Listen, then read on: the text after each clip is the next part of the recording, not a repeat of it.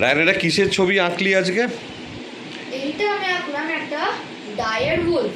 Dier Wolf, সেটা কি একটুখানি আমাদের বল। Dire wolf, DIRE, dire wolf. Dire wolf একটা এক্সটিংক্ট স্পিসিস অফ উলফ, যেটা কিনা 13,000 সাল আগে এক্সটিংক্ট হয়ে গেছিল।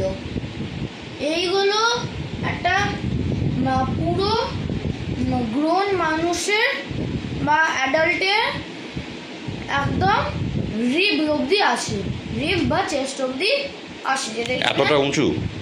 দুগুণ সাইজ। নর্মাল উলফ সব থেকে বড় গ্রে বলছি একটা গ্রোন অ্যাডাল্টের কোমর অব্দি আসবে, ও চেস্ট অব্দি আসবে, মানে দুগুণ দ্য সাইজ। এবার ডিউ টু টেকনোলজি একটা আমেরিকান একটা কোম্পানি কোলোসাল বায়োসায়েন্স এই বছরেই অনেক মাস আগেই ডিএনএ টেকনোলজি আর গ্রে উলফসের ডিএনএ আর এই ডায়ার উলফসের ডিএনএ মিশিয়ে একটা সর্ট অফ ডিএনএ তৈরি করেছে, যেটা কিনা একটা এমব্রিও দিয়ে এটা মা কুকুরের মধ্যে দিয়েছিল। উলফের কুকুরে? আচ্ছা। আর এবার সেই কুকুর থেকে জন্ম হয়েছিল প্রথম দুটো ডায়ার উলফ বাচ্চা। তা ডায়ার উলফের ডিএনএটা কোত্থেকে পাওয়া গেছিল? একটা স্কাল থেকে পাওয়া গেছিল। স্কাল অনেকগুলো অনেকেই পাওয়া গেছিল, ওটা তো অত সাল আগেও নয় তো, 13 আর সব থেকে ওল্ডেস্ট ডিএনএ হচ্ছে একটা ম্যামাথের ডিএনএ, সেটা কিনা হচ্ছে 1 মিলিয়ন ইয়ার্স আগে। তো এবার প্রথম দুটো বাচ্চা হয়েছিল, এরা হয়েছিল রমিউলাস আর রুমাস।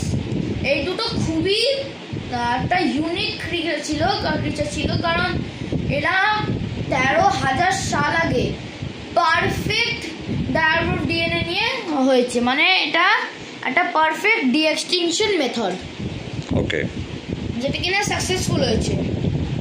প্রথম হয়েছিল কোয়াগা, একটা প্রজেক্ট আছে কোয়াগা প্রজেক্ট, সেখানে ওরা ক্রস ব্রিডিং করে ওটাকে আনে। ওটা সর্ট অফ একটা জিব্রা, কিন্তু তার পিছনে কোনো স্ট্রাইপ নেই, ঠিক ওরকম একটা দেখতে। আচ্ছা, এবার ডায়ার উলফসের মেন 3টে বাচ্চা হয়েছিল, দুটো প্রথম বাচ্চা হয়েছিল রমিউলাস আর রুমাস, দুটোই ছেলে। তার অনেক মাস পরে আর একটা হয়েছিল খালিসি, এর একটা মেয়ে। এই 3টে এখন কোলোসাল বায়োসায়েন্সের একটা পার্টে আছে আমেরিকার, তো হতেও পারে। এরপরে লিস্টে যে এগুলো আছে সেগুলো অনেক অ্যানিমালগুলো যেগুলো লিস্টে আছে সেগুলো হচ্ছে ডোডো বার্ড, গুলি ম্যামথ, সেবারটুথ টাইগার, আরও অনেক, হ্যাঁ ডেলিভারি পিজিয়ন, আরও অনেক এক্সটিংক্ট অ্যানিমালস। Thank you.